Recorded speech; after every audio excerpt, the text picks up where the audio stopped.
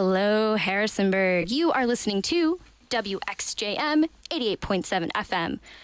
My name is Morgan Schaffner, and in the studio with me right now is Caught a Ghost. Say hello, everyone. Hello. Hey, everyone.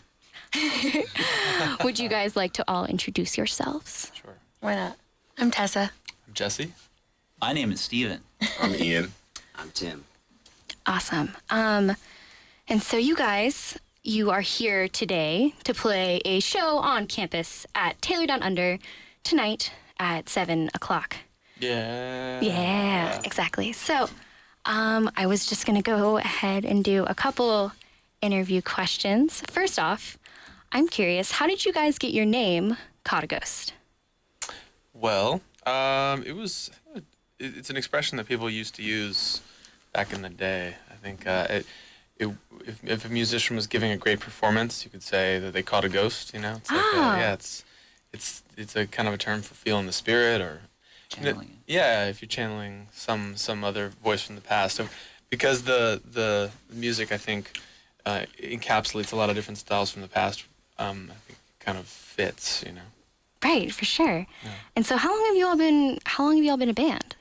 I don't know, officially, a couple of years now, I guess. But Steven and I have known each other since elementary school. We were in kindergarten together and have been playing together since, maybe for 10 years or something like that.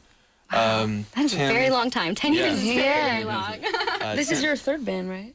Third band together, yeah. Wow. Well, Unofficially. 4 if you count PC People. No, I don't count that. Yeah. That was, What was PCP? Yeah, what was It's a different band name. Yeah. We played one show. We played one show before as we. PC People. What Yeah. did PC people mean? A very funny name that we had to scrap immediately. There was like. Being PC, like politically correct? Or There's just so I have many no music idea. steps. Yeah. Well, anyway, this is not where we necessarily need to steer the conversation. So, no, we played a Battle of the Bands in college, and we're like, oh, we need to like have a band name. It's just like, well, how about the worst name ever? And then we chose that. Did you guys lose? We Win? won. We're actually undefeated in battle. We've never lost a battle. Exactly. Just competitive music making. So yeah, and then Tim plays on the record, and so he's been in Caught a Ghost from the jump. We had a mutual friend. He was in the master's program at USC, and I had a friend at USC, and I was like, hey, I need some horn players, and so he gave me the names of a few people, and Nice. Tim was like the first dude I called, and then Worked out, I see. yeah, and Tessa, we've known each other for a few years now, and we met at a mutual friend's show at the He's My Brother, She's My Sister concert Oh, in yeah. LA. Who we later went on tour with. Yeah, I was gonna talk about that. Yeah. There we go. So no need to talk about it anymore. There you We've go. already covered Already that. checked off the And then list. Ian, I've right actually there, been wanting to ladies play and with gentlemen. for a while, but he was unavailable early on in the project. Aloof. Well, no, he was. He was actually- emotionally unavailable. I'm the mysterious one. Yeah, so, no, he was Mr. on tour Mysterious. with Pigeon John for at the time that we were kind of putting our thing together. So I'm really glad that he's a very new addition. He's been playing a few shows with us on this tour, and he's killing it. So Very nice, very excited to nice. have him along.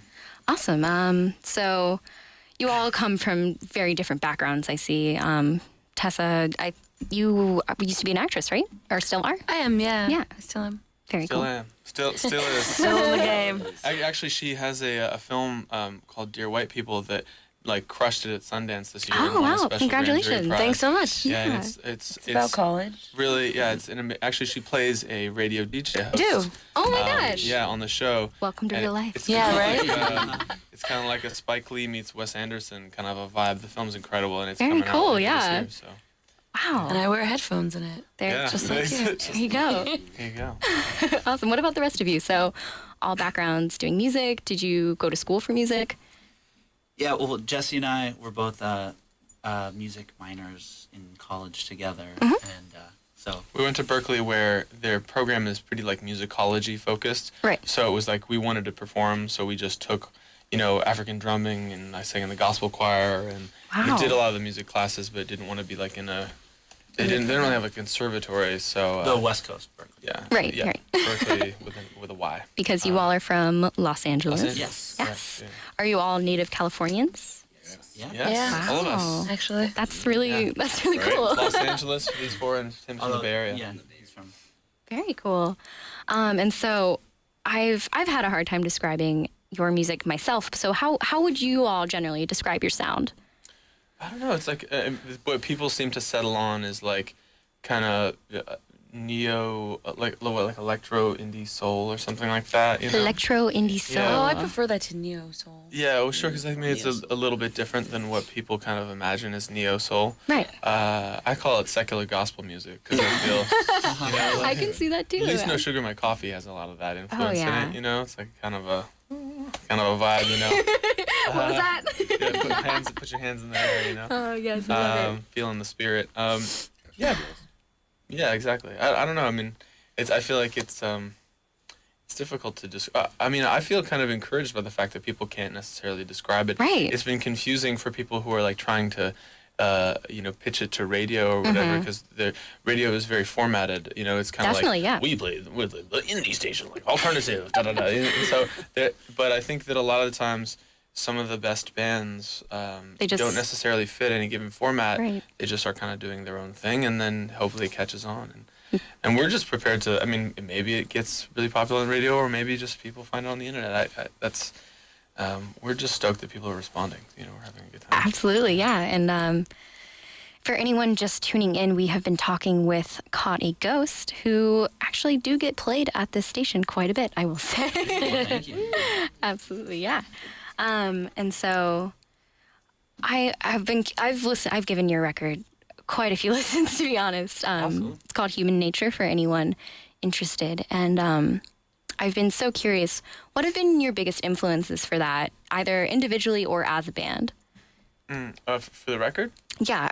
Well, I mean, I think it's a lot. You know, I mean, I think part of the thing of Caught a Ghost as the name is that making music. I think for anyone who makes music, unless you've been locked in a closet somewhere, most people have access Unless to. you're R. Kelly. Yeah, unless you're in the unless you're trapped closet. in the closet. I'm gonna get my gun. Yeah. I think if you we all listen to so much music Definitely. that in any when I was kind of like starting to compose the tracks, I just feel like there's so many influences that dictate any choice that you're making. If you're trying to put a little weird electronic sound or a horn line or whatever, you don't necessarily know exactly where it's coming from. Or maybe you're kind of collaging from a bunch of different places. And then once the compositions are on their feet, on the record, and you bring people in and you're playing them, they also undergo another transformation where Yeah, we'll they be take playing new form. live. And everybody's, like Ian always adds like, these cool little new things that get me turning around during the show, and I'm like, oh, that's new, that's awesome. That is sweet. Yeah, totally. So, I think I don't know, but you guys want to talk about like who are some of your favorites? The Meters. Yeah, there you go. Meters. Talking Heads. Talking Heads. Yes. I don't know everything. Yeah, mostly Katy Perry though. I Yeah, think. yeah. I mean, I'm Britney Spears. It's Yeah, I definitely come from funk and soul, and then from there I just became a huge jazz head. But since moving to LA, it's definitely migrated away from that. But so that's where. Definitely, yeah. The funk and soul influences are so apparent. So apparent. Yeah. Awesome. Well, so I'm also been curious, what was the songwriting process like for this record? Pretty like, it varied. I mean, I think it started as something, I was kind of like in the midst of a transformation or personal crisis or something. Steven and I were in a band that was signed to a label that, the deal fell apart, and we were just kind of like, and we'd been playing together in that band for 6 years, and we're like, okay, so what now? Yeah. So we were living in a house in Mount Washington that Danger Mouse used to live in when he made the Grey album and the Charles Barkley stuff. And Dick in a Box was recorded there, incidentally. And so we started. And the box is still was there. actually- The box is still there, yeah. We haven't looked inside to see if Dick is. But So I just started like putting tracks together and playing them for these guys and getting feedback, and it just started taking on. It was a chance to really explore some idioms that I was like, I love American soul music, and I love the Stax, Motown, Muscle Shoals vibe, and then also like all of us I think are kind of like children of like, Notorious B.I.G. and Tupac and Yeah, of Dr. course, Dre and all yeah. that stuff, so that kind of informed the process for 90s sure. hip-hop. Yeah, and some of it was written 2 tracks, and some of it started with a beat. Like No Sugar in My Coffee for sure, Time Go, Sleeping at Night, were all kind of like composed, you know, and then lyrics were added on top, and then some of them were songs like Somehow. I was kind of just like really depressed on my birthday and was like, you know, like, right. Some of those, the songs that are like that are really kind of personal. I called you. Yeah, no, actually, You were there. We were downtown. We all went out to the art walk, actually. But before we left, I was like, Tessa like give me a really nice birthday present. I was like, I'm still sad because of mortality. And then I like started playing the guitar, and literally the song just poured out of my mouth. And I was like, all right, well now let's go get drunk. All right, that's taken care of. Yeah. Awesome. Well, we've been chatting. Mortality based. Mortality. Yeah. We've been chatting here with Caught a Ghost, who will be playing tonight at 7 p.m. on campus at Taylor Down Under. We are going to take a quick break, and you will actually be hearing one of their songs right now that we were just talking about. This is No Sugar in My Coffee by Caught a Ghost.